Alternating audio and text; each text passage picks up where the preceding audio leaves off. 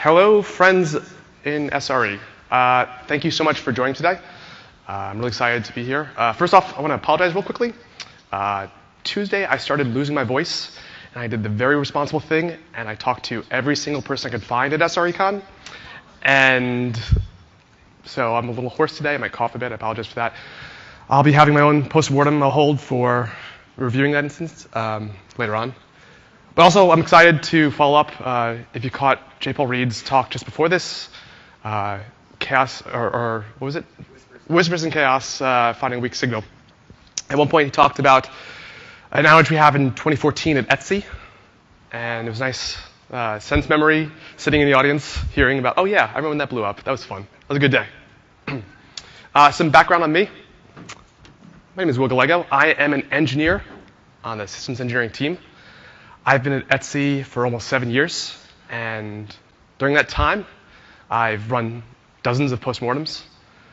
Most of them are where you expect. They would be database falling over, bad deploys that go out, et cetera, but also ran facilitation for postmortems on unexpected things. The time we all got sick when we ate bean sprouts for lunch, that was for a catered lunch, or the coffee makers were, Betsy, thank you. The time the coffee makers overflowed in the morning, and trying to figure out why the facilitation team needed to keep cleaning this up, and engineers couldn't figure out how to make coffee in the morning. All these are important. They all show that we were surprised, we had expectations about our beliefs in the complex systems we're working in, and they gave us experiences to learn from. To start with, I have 2 questions for all of you. First one is participatory. Who here has never participated in a postmortem before, be it the doc or the discussion around it? Don't be afraid. It's OK to raise your hand. I promise I won't call you out if you raise your hand. Excellent. It seems like most people are familiar with it. That's awesome. Second question is more of a thinker. Why do we have postmortems, be it the discussions or the docs around it? You don't have to answer that right now, but I want you to think about it. These 2 questions are how I open up every one of the postmortem meetings that I run. It's because that postmortem meetings are not a rote listing of events. They're stories. This is my once upon a time. We're there to share our collective beliefs about what happened and understand how our stories come together. So with that, let me tell you a story. A senior engineer is hired at Etsy. At Etsy, we have a boot camp process. For a couple weeks, they rotate between several teams to learn various parts of the stack. During one of their boot camps, they saw a piece of code that needed updating, a file that was deprecated, and they were looking to delete. They checked it on their VM. Looked great. They ran the proper tests. They got into the push queue to deploy it. They looked in the staging environment. Looked great there. They got code reviews before it. Goes to the site. 2 minutes later, the site is down. They panic. They hit the revert button. I don't know how it possibly might change. They roll it back. The site is still down. They escalate it to ops and other teams that are present to handle these sort of situations, and we eventually resolve it. We actually roll all of our Apache servers to fix this. The question I want to pose to all of you is, was this engineer wrong to make this deploy? Now, we could easily say that engineers are new to the company and that they're at fault here. Maybe they should have had more code reviews. Maybe they should have done more extensive testing on their VM. Were there proper tests that they did when they were looking at it? But if we're going to fault this engineer and say, well, OK, well, clearly you're not cut out. We thought you were a senior engineer, and it's not working out. We're going to have to let you go. We don't actually learn anything from that experience. In fact, the experience that we could take out of this is gone when that engineer departs the company. So when we're looking at our incident reviews, we want to move past blame as a barrier from learning.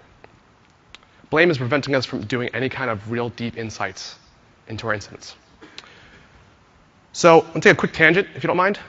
We've seen this phrase many times before. Blameless is usually added as a prefix to postmortems. Blameless is great. I love hearing blameless postmortems. We're looking to remove the finger pointing when we're trying to review our incidents, and we're trying to put people at ease, remove the guilt with something went wrong. And that's good, and that gets us most of the way there. If you'll excuse me a bit of pedantry for a moment, I prefer blame-aware postmortems. So what's the difference there? When we say blameless postmortem, there's this large weight on our shoulders. You will be perfectly free from blame. You will not say anything that's blameful. You won't point fingers. You won't do anything that will put any kind of guilt on anyone's shoulders. And that's a lot of responsibility. That's a lot to say in any kind of large context or large meeting, trying to recall significant events that didn't happen the day before or weeks before. With blame awareness, though, we're trying to say, okay, look, blame is bad. We don't want to be blameful in these meetings. But we're human. We're finite creatures. We're not going to be perfect. Try your best to avoid any kind of blameful language. And when it does come, don't beat yourself over it. Just try to get better and learn from the experience as well. Language is really hard. And so if you trip on this, if you're still using blameless, don't worry, that's fine. You're still getting at the heart of what we expect from postmortems. But if you hear me say blame aware throughout this presentation, understand where I'm coming from here. So, if we're going to talk about postmortems, I'd like to give my definition of a postmortem meeting. It is the application of a learning culture, the shared discussion of our beliefs on what transpired over an agreed upon limited number of events. That's a lot to take in, so let's kind of break it down into several pieces. This is a tool I use. It's not perfect. It's a model for helping us work through postmortems, but I find it very useful. So the first part, it is an application of a learning culture. In no part of this do we say we're going to execute upon remediation items or we're going to come up with them. We're not even saying we're going to guarantee the site will not fall over from the same event again. We are here to learn about our systems, both the technical ones that we maintain and the systems we are part of as people. We're looking to interpret how our expectations around these systems had changed throughout the process. As part of a learning culture, we want to open up the shared experiences and open dialogue and how we can gain greater understanding in this situation. Blame-aware postmortems do not, in and of themselves, guarantee that any kind of learning will happen now. The role of facilitator is try to encourage this blame awareness, and when it does come up, to try to gently guide us back in the right path.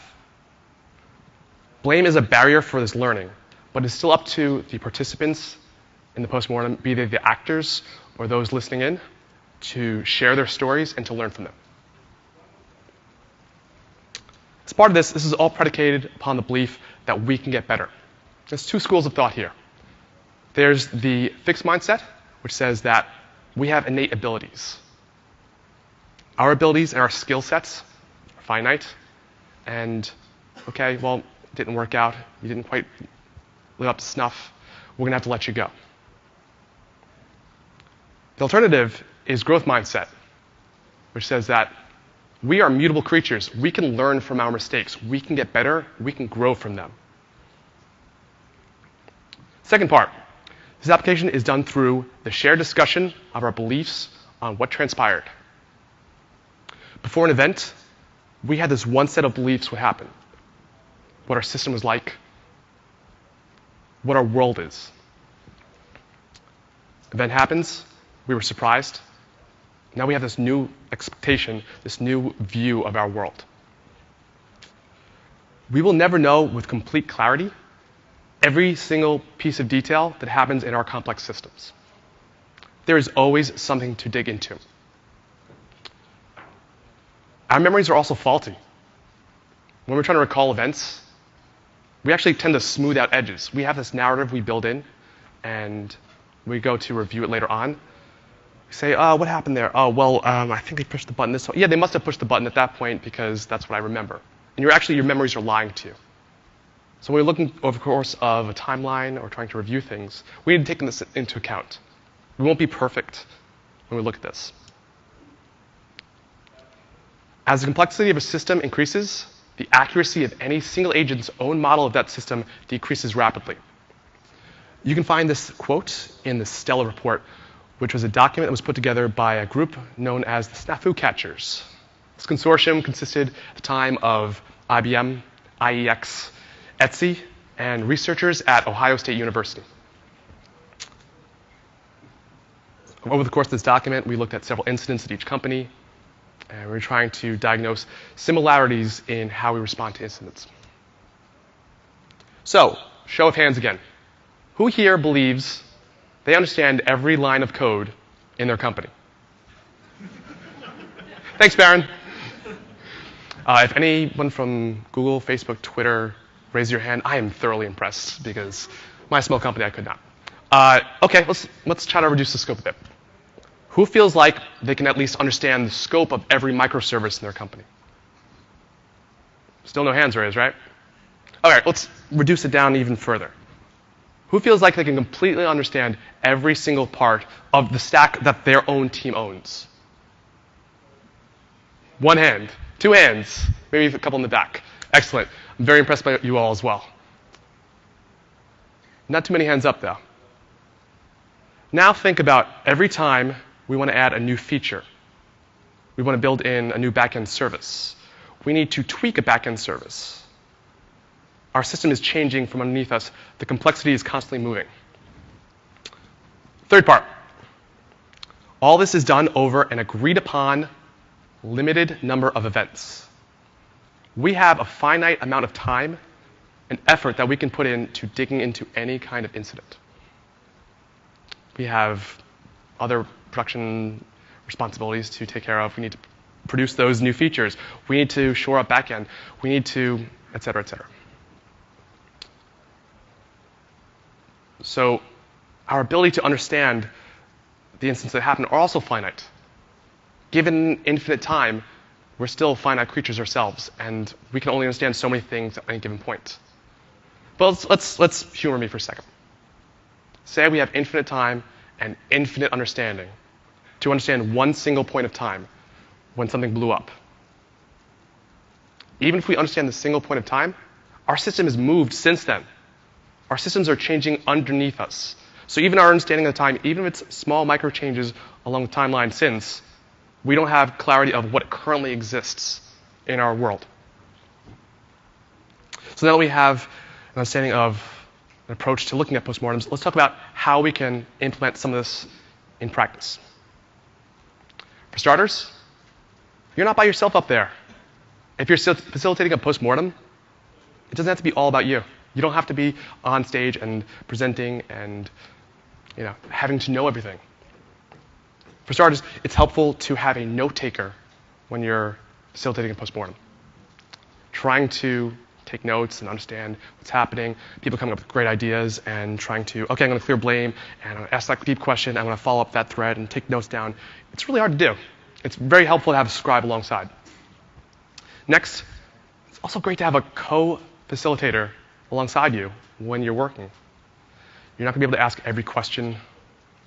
You're not going to be able to dig into every thread. You might forget something. There's a lot of pressure up there, too. So having a wingman at your side, someone to help you out, can really help facilitate the postmortem in a strong way, come up with understandings and questions that you might not have thought of in the first place.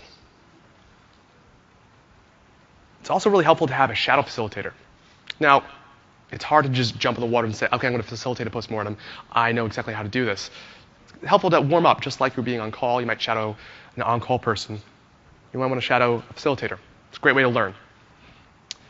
Having shadow facilitators and co-facilitators also is a great way to learn about yourself. Even if you're an expert at facilitation, there's always new things to learn. You can have a follow-up to the postmortem and learn, okay, these are great questions to dig into. I wasn't sure how I felt about this question you asked here. Maybe if you could tweak the language this way and get more insight that way. Great to follow up and get better at leveling up yourself as a facilitator as well. It's also important to realize you don't have to be an expert in the field the incident's on to facilitate a postmortem. I don't drink coffee, and yet I facilitated a postmortem on coffee makers in the morning. I don't know anything about mobile apps. I've done facilitation for postmortems on our mobile app delivery at Etsy. In fact, sometimes it's great to not know what the topic is about. There's a lot of assumed questions that go into facilitation. Okay, well, everyone knows how to deploy this. Oh, you actually don't know how to deploy the stack. Oh, okay, well, we can explain. Oh, now we're digging into things that were not obvious to everyone, but I was afraid to know or afraid to ask about. We didn't want to share necessarily. Postmortem meetings should be an open invite. I firmly believe that anyone who wants to participate in a postmortem should be welcome to join, be it the interview questions before, reading the doc afterwards, or sitting in for the meeting when we discuss things. Postmortem should also include the actors, which sounds silly, but you'd be surprised. If you're not holding a postmortem with the actors, you're taking several steps away from the best sources of truth you can for the incident. Also shouldn't force people to participate in a postmortem. You should encourage people.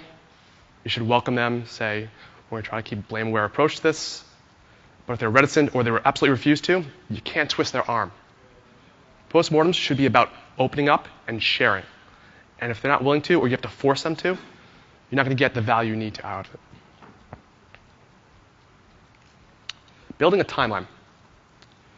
So to start with, you should obviously talk to the actors involved. People who are either responding to an incident or directly involved with the response for it, communicating elsewhere. Maybe indirect teams that just felt the pain points of an incident.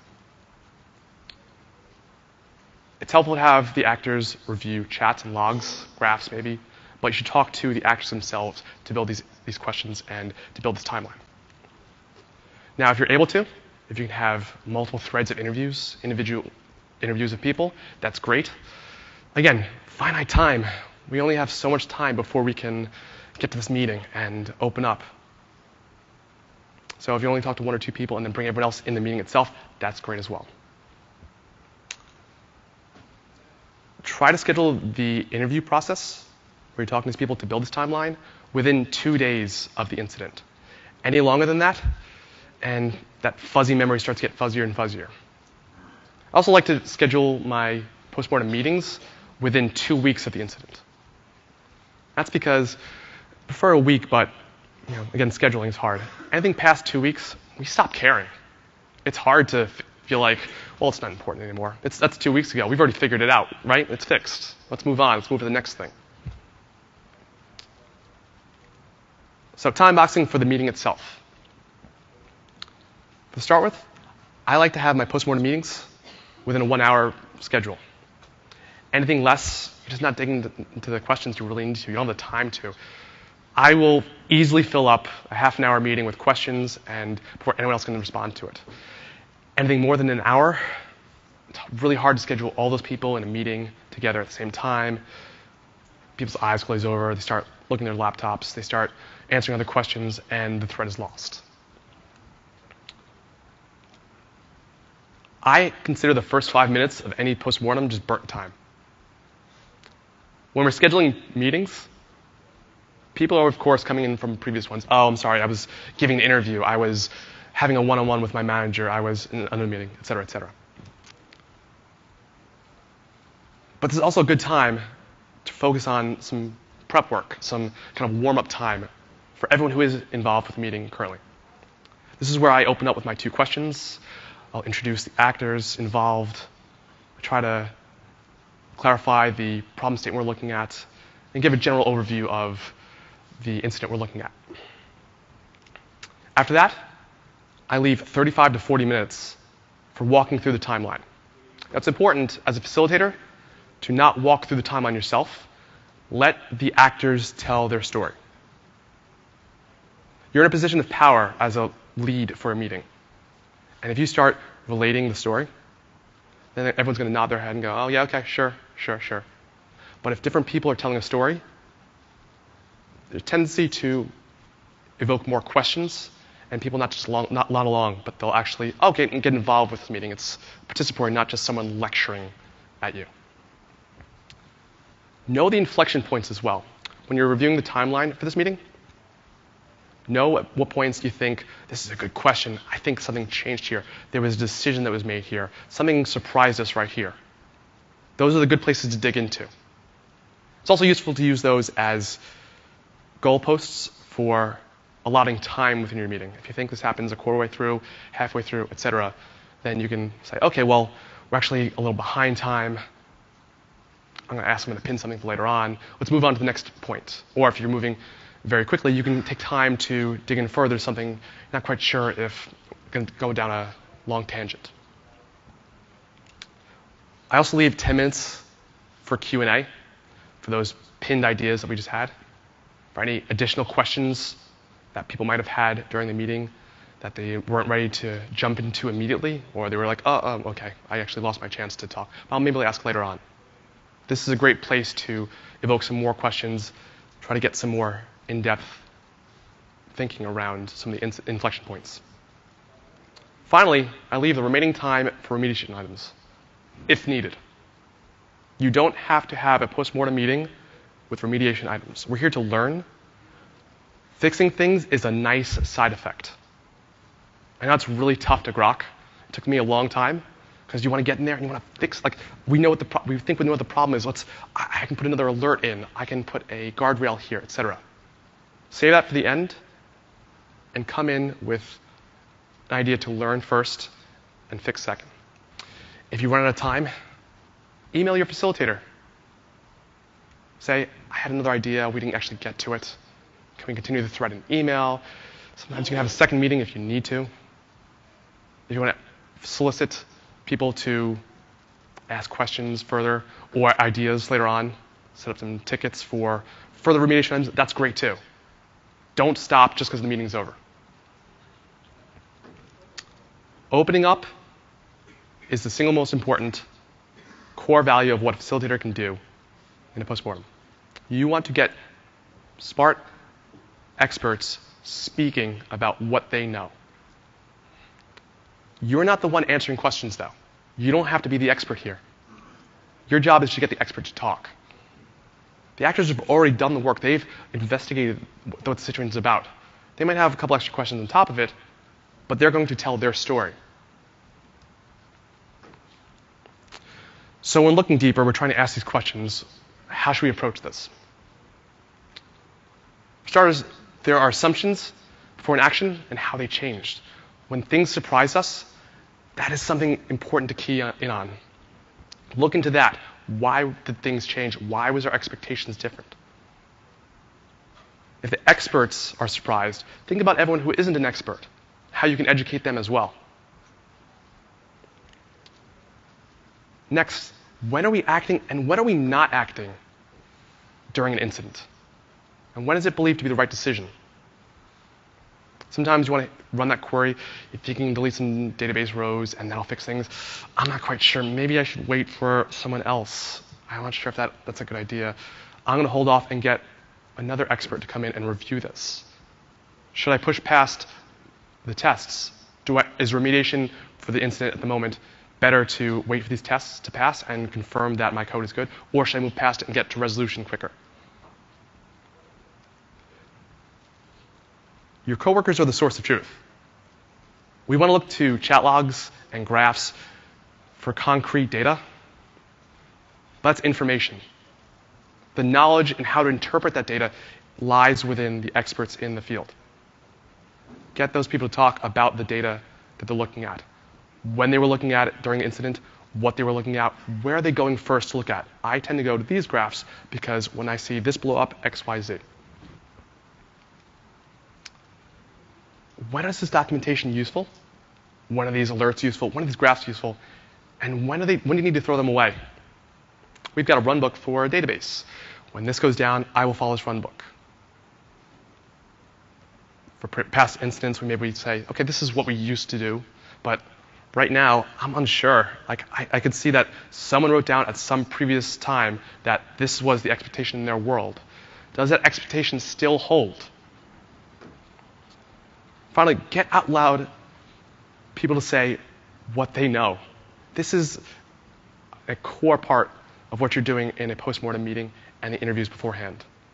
There's all this knowledge bundled in our heads. We try to write documentation and try to log things out, try to have stand-ups, explain what's going on in our world, hold meetings, architecture reviews, etc. But there are core little key pieces of information that we store in our heads. Things we expect other people to know, get people to share. Root cause is a fallacy. I'm going to leave that up there for a second. I'm going to say it again. Root cause is a fallacy.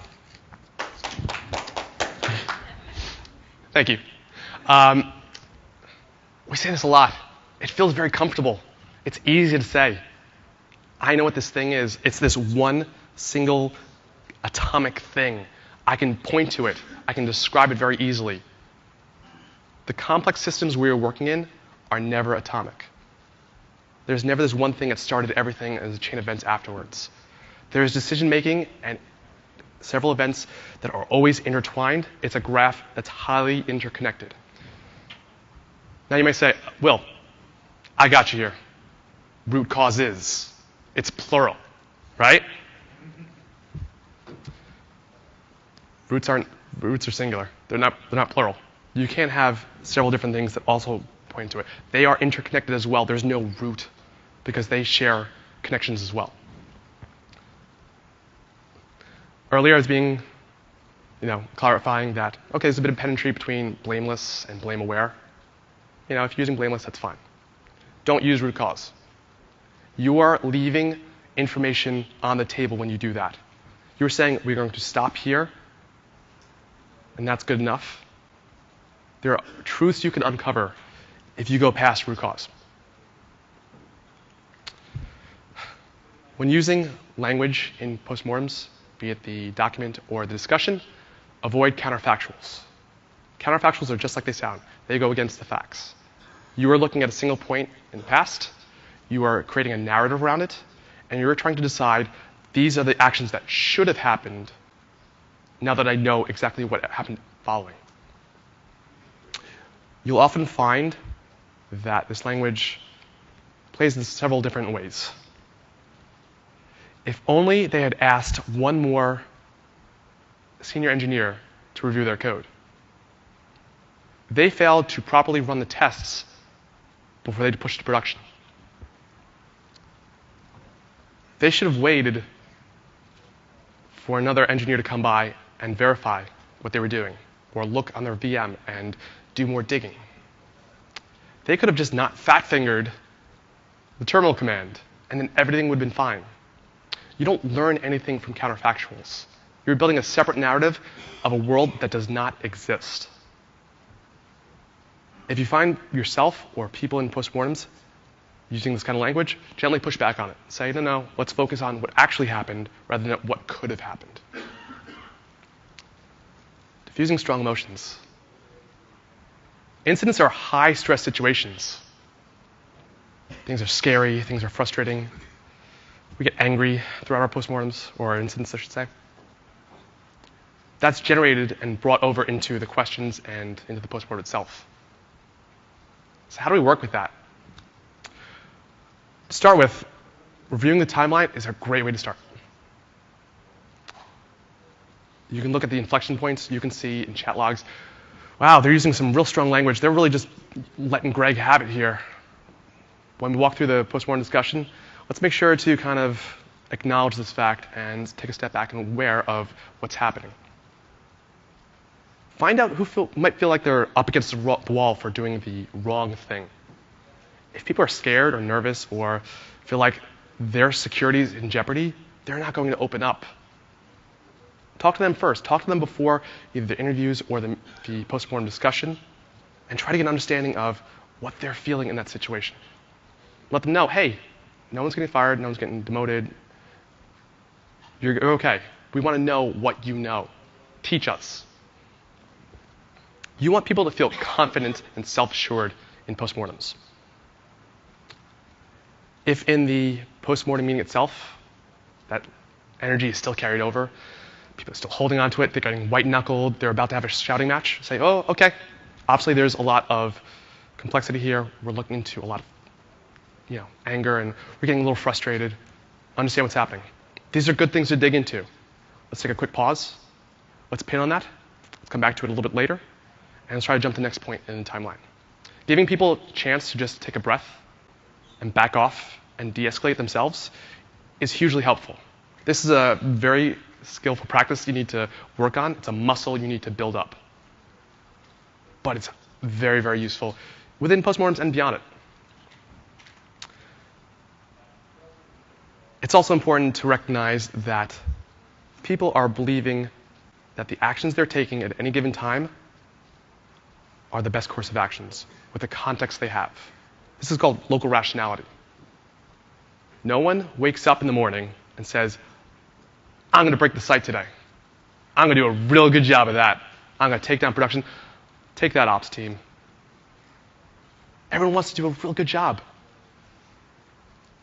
They believe the actions they're taking are in the best interest of not only themselves, but the company as a whole. Try to remember that when emotions run high. Empathy can be a really powerful tool in engineering. Retributive versus restorative culture. Retributive justice is looking to punish. It's about rules and the violations of those rules. It is when we believe that wrongdoings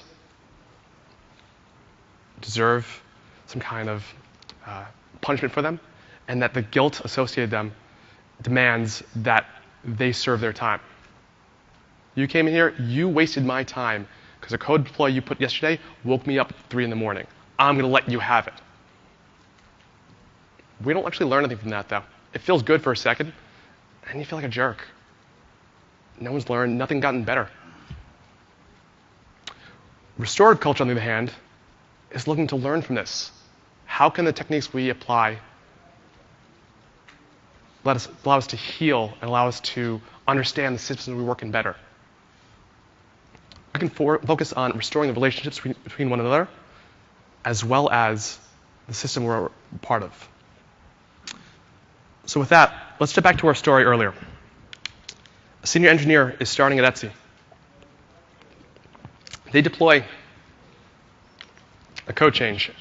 It deletes. They delete a file from the site. Production goes down. What if I told you that file they deleted was a CSS file? A CSS file took down Etsy. Sounds kind of crazy, right? I think, well, okay, well, now I'm starting to understand the situation a little better. I would feel pretty comfortable taking a CSS file down. At worst, okay, the site looks a little janky for a minute, but okay, that's not as bad. So how does that happen? How do you delete a file, a CSS file, and then your site goes down afterwards? Well, at Etsy we have a system called Build It, and we package our CSS and JS files, and then we deploy that along with our PHP code. Okay. I'm still not quite sure how a missing file would do that. Well, when a file is missing, what happens? We get a 404, right? So every time we're getting those missing files, we're generating 404s. Sometimes we go to 404 pages. What if I told you that 404 page had a CSS file on it? So the 404 page opens up. It's missing a file. It generates a 404. We redirect to a 404 page, etc. We have a cascading failure. It takes down all of our Apache servers, requires them to be rebooted and to back out of the deploy. Now we're in a situation where, okay, well, we probably need to improve our build system. We probably need to maybe add some more tests, better understand the system. How is this 404 page handling, et cetera, et cetera. We've kept an engineer. We've made them more comfortable at our site, allowing them to do their job effectively, giving confidence to other people to change the same file without fear of retribution. And we've also learned more about our system. So let's talk about some takeaways from all of this, what we can learn and what we can bring into our postmortems. To start with, postmortems are not a bubble. this blame awareness has to exist within the postmortem and outside of it. It's not a hat we put on. It's not a light switch we flick on. We walk to the meeting, put together the document, and as soon as we're done, we turn it off. We have to be blame aware inside and outside of the discussions. Otherwise, we're not learning. You're going to be biased. You're going to have biases in your incidents, in your postmortem discussions, in the interviews. They happen to us. We're imperfect creatures. This is natural. What you can do, though, is learn from them. Call them out in non-blameful ways. Get better when you run across them. Your systems are constantly failing. Anyone who says failure is not an option does not understand their systems. We often hear that apocryphal quote from the Apollo 13 crew, from Apollo 13 movie. But as part of that, you have to understand the only way failure is not an option is because we don't get to choose to fail. It's going to happen. If we're trying to prevent failure, if we're trying to always say, we are never going to go down, we're never going to break, you're missing a lot of learning, a lot of understanding of your systems and how they're responding to you. Our systems are constantly adapting to these failures. We need to understand that. You are part of the system. You are helping to adapt around these failures. Lastly, every incident could have been way worse. You might be in a situation where, wow, we were down for 4 days. Could have been down for 6 days. Could have been down for a week. Could have been down forever. With that in mind, remember that all the things you do helped get the system back together. Remember that during your postmortem discussions. Don't just point out, well, I did this thing and then site broke. Think about, okay, well, the site was broken and then I rolled the Apache servers, or I paged this team because I think they have more insight into this situation. Those are important inflection points to keep in mind during your discussions as well. And with that, thank you.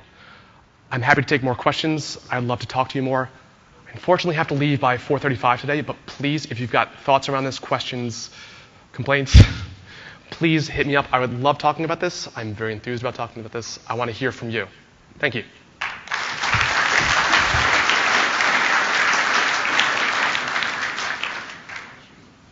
With that, questions. Who has any questions?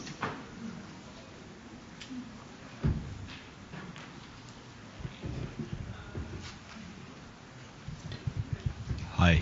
Hi there. I was wondering if you have any tips for making the employees believe in a blame-free culture. Because it's fine to management to say, we're not going to blame you, but then how can they trust that? Yeah, that's a common question that we get. If you're in a culture where you have to worry about hiding your mistakes, that says a lot about your culture too. I liken it to trying to start with small circles. People you trust implicitly, maybe people on your team, close comrades that you feel like you can keep as part of your inner circle. And that's not to be exclusionary. That's just say people that I'm confident if I tell them, I'm not going to be ratted out to my boss, or they're not going to run and say, oh, look what Will did. I think that's a good way to start. Try to open that circle. Include more people in.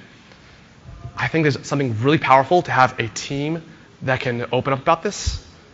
And then another team says, wow, you're all bonding, you're all getting together so well. How do you do that? What's your secret?